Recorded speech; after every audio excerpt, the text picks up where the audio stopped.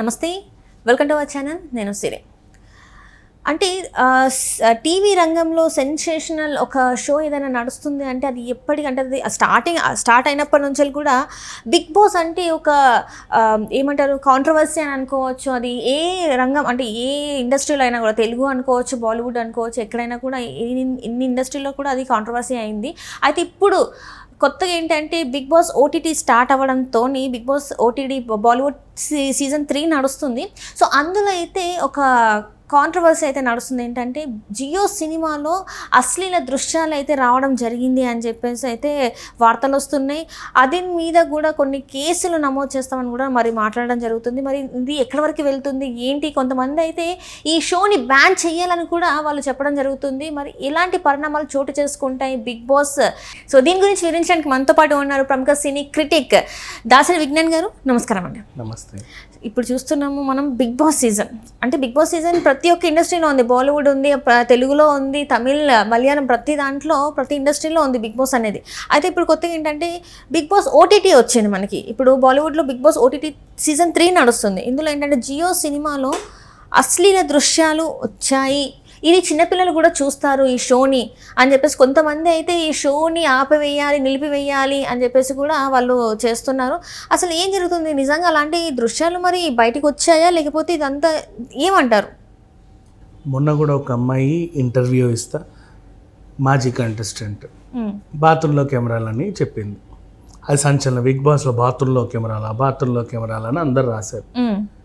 అసలు జరిగింది ఏంటంటే, బాత్రూంలో మనం వెళ్ళినప్పుడు వీళ్ళు పళ్ళు దోముకునేవి, జుట్లు ఆరబెట్టుకునేటివి, సామాన్లు షాంపూలు పెట్టుకునే ఒక ప్లేస్ ఉంటుంది కదా, అక్కడ ఉంటాయి కెమెరాలు. నీ ప్రైవేట్ ప్లేస్లో ఉండవు కదా, ఆ లోపలైతే ఉండవు, ఈ టెరిటరీలో ఉంటాయి, బాత్రూమ్ టెరిటరీలో ఉంటాయి. సో దాన్ని ఆమె బాత్రూంలో కూడా కెమెరాలు ఉంటాయని చెప్తే నిజంగా ఏదో బాత్రూంలో షవర్ మీద కమౌంట్ కింద కెమెరాలు ఉన్నట్టుగా చిత్రీకరించారు. అది ఏం లేదు, అది అబద్ధం, వాడుకలో జరిగిన చిన్న పొరపాటు అంతే.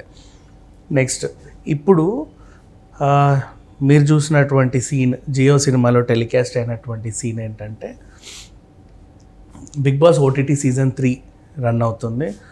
దీంట్లో ప్రతిసారి మనకి హస్బెండ్ అండ్ వైఫ్ కపుల్ని పంపడం చూస్తూనే ఉంటాం.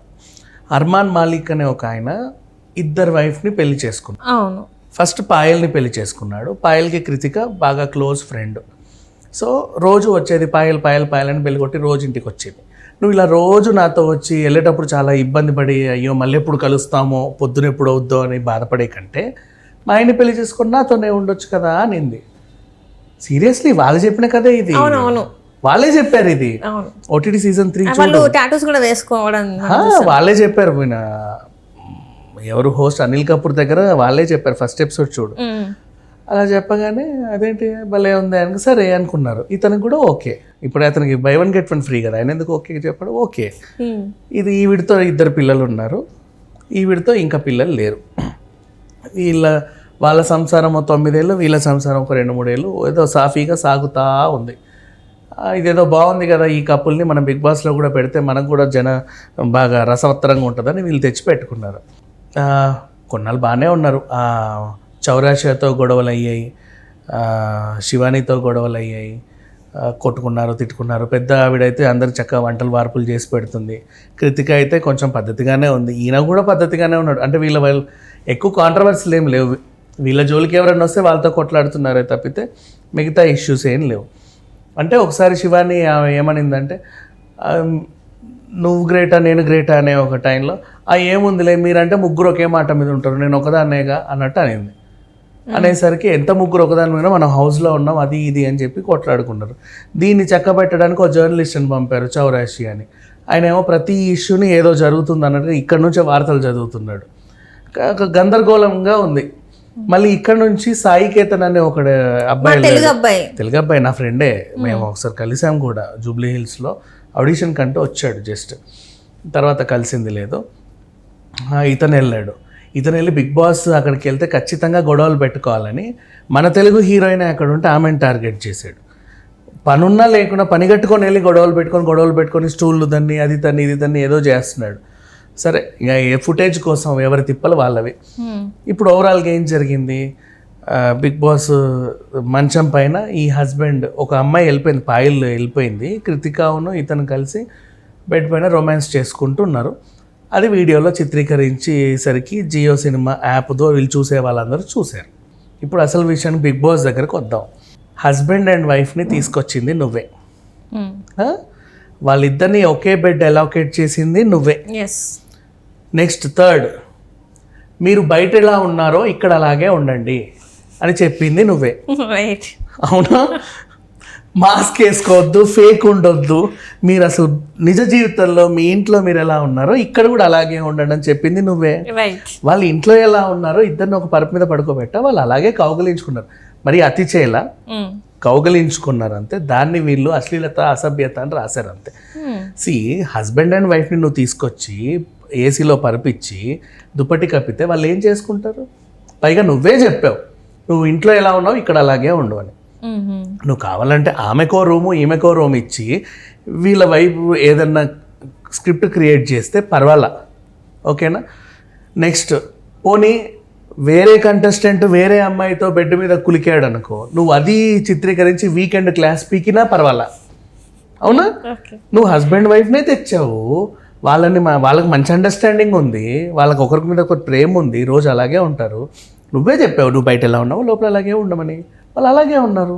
నువ్వు దాన్ని ఎందుకు షూట్ చేసావు? నెంబర్ 1 ఎడిట్ చేయాలి కదా. నెంబర్ 2 దాన్ని ఎందుకు టెలికాస్ట్ చేసావు? వాళ్ళనేది ఏంటంటే అది అసలు కానే కాదు, అది ఒరిజినల్ వీడియో అయితే అది కాదు, దాన్ని మాఫ్ చేశారు, మాఫ్ చేసేసి బయటకు రిలీజ్ చేశారు. మేము వాటి మీద చర్యలు తీసుకుంటాం, ఎవరు ఇట్లా చేశారు ఏంటనేది కూడా మేము తొల్లని పట్టుకుంటాం అని చెప్పేసి వాళ్ళు అంటున్నారు. మరి యాక్చువల్గా ఇది ఇప్పుడుది కాదు, స్టార్టింగే లాస్ట్ వీక్ ఫస్ట్ వీక్ అయిందా సెకండ్ వీక్ జరిగిన ఇష్యూ ఇది. నేను చూసా, నేను ఫాలో అవుతున్నాను దాన్ని. వాళ్ళు ఒక బెడ్ మీద పడుకొని మాట్లాడుకుంటున్నారు వాళ్ళిద్దరే, ఏం మార్ఫింగ్ లేదు. రోజు అదే బెడ్ మీద కూర్చొని రాత్రి పడుకునే ముందు మాట్లాడుకుంటూ పడుకున్నారు, కౌగులించుకొని అలాగే పడుకుంటున్నారు.